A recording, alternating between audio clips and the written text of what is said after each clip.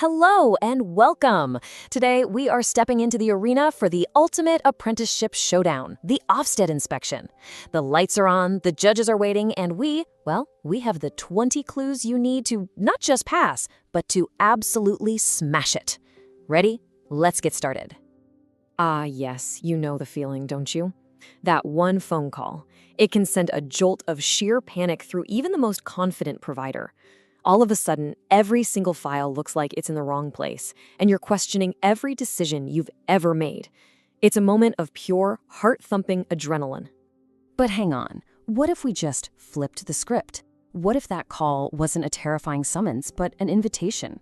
An invitation to your very own showcase. So today, we're treating this inspection as the ultimate challenge, a golden opportunity to show off just how brilliant your program really is. Let the games begin. Okay, so round one. This is all about your blueprint. You see, before a single apprentice even starts, the inspectors, our judges, want to see that you've got a rock-solid, well-thought-out plan. This is your foundation. Get this right, and you're off to a flying start. Now, these 5 documents, they're your opening gambit, but there's so much more than just paperwork. They are the absolute DNA of your program. This is the first thing inspectors want to see, because it proves you've considered everything. It shows them your why, your overall purpose. It details your how, the logical way you teach things. It maps the what, showing how you link to the official standard. And it defines the who and their unique journey, making the learning personal from day one. Right, have a look at this. What's so brilliant here is the sheer precision. This isn't just a list of topics, it's a meticulously mapped grid.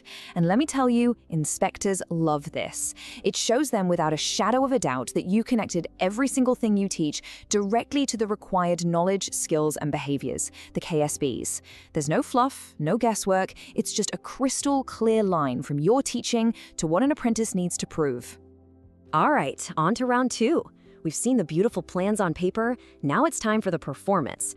The judges are leaning forward in their seats. They want to see how that grand design of yours actually translates into a real, living, breathing learning experience. This is such a great way to look at it. On the one hand, you've got your off-the-job training logs. Let's be honest, this is all about compliance. It's about ticking the right boxes, logging the hours, and proving you've played by the rules. But then, on the other hand, you've got your learning materials. And this is where your quality and your creative flair really come to life. So inspectors are looking at both. Are you compliant? Yes. But also, is your teaching actually any good? You know, if there's one single piece of evidence that gets right to the very heart of your program, it's this. A proper progress review isn't just a quick chat. No, it's a dynamic, 3-way conversation that proves 3 things. The apprentice is actually learning, the employer is properly involved, and crucially, the new skills are making a real difference back in the workplace. This is where theory smacks right into reality. So let's follow the digital breadcrumbs, shall we? This is how the story gets built. Inspectors will absolutely dig into your learning management system to see, are your learners actually engaged? They'll scrutinize your marked assignments, not just for the grade, but for the quality of your feedback. Is it actually helping them get better? And they'll pore over your coach notes to see if the guidance is specific, developmental, and genuinely pushing that learner forward. Of course, every great performance needs a solid dress rehearsal. It's no different here. Inspectors need to see hard evidence that you're methodically getting your apprentices ready for their endpoint assessment, the EPA, the big one. This means mock tests to get them used to the pressure, revision workshops to plug any tricky knowledge gaps, and portfolio reviews to make sure their final showcase is absolutely polished and ready to go. And now, for the final round. The judges are taking a step back. They've seen your plan, they've watched the performance. Now they want to understand the systems, the oversight, and the real long-term impact of what you do. This is the big picture stuff. This slide here, this is all about the machinery that's running quietly behind the curtain. This is the evidence that shows you're not just good by chance, you're good by design. Inspectors need to see that you're observing your own teaching, auditing your own processes, making sure everyone marks to the same standard, and, so important, that you have rock-solid safeguarding policies and well-trained, developing staff. It shows a true culture of quality. And here we have it, a perfect illustration of the power of data. A simple performance dashboard showing one compelling number like 98% progress review compliance. Well, it speaks absolute volumes. In a single glance, it tells an inspector that your leadership is on top of the details, you're actively monitoring what's going on, and you're running a very, very tight ship. So, you think your program's pretty great. Fantastic. But what do your most important customers think? Inspectors are going to want to see cold, hard evidence of what both employers and your apprentices actually think. And this isn't just about cherry-picking a few nice testimonials. It's about showing you have a system for gathering feedback through surveys, minutes from meetings, and evidence from real workplace projects. But here's the clincher, right? What actually happens after the program ends? The ultimate test of any apprenticeship is the impact it has on someone's career.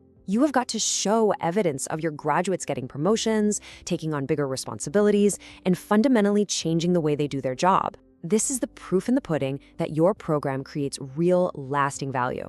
Okay, we've gone through the 20 key pieces of evidence, but now for our grand finale, we are going to reveal the secret judging criteria.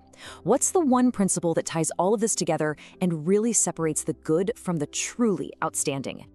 And there you have it, the secret sauce. It's called triangulation. It's a simple idea, but it is incredibly powerful. You see, inspectors check what you say you do on paper, then they ask people about their real-life experiences, and finally, they watch what actually happens in practice. The magic, the outstanding rating, happens when all three of those sources tell the exact same high-quality story. Think of it like this. Your curriculum plan, that's the documents, says you teach a module on advanced marketing strategy. Then, the interviews with learners and employers confirm that yes, that module was incredibly useful. And finally, the observation of a lesson shows a brilliant, engaging session on that very topic. Bang! When those 3 points of the triangle connect perfectly, you've earned top marks. It's as simple and as difficult as that. So as we wrap up, I want to leave you with this one thought. The 20 pieces of evidence we've just talked about, they aren't just a boring checklist to tick off. When you bring them all together, they should tell a compelling story. So the real question isn't, do you have the evidence? It's, does your evidence tell a consistent, powerful, and truly authentic story of success?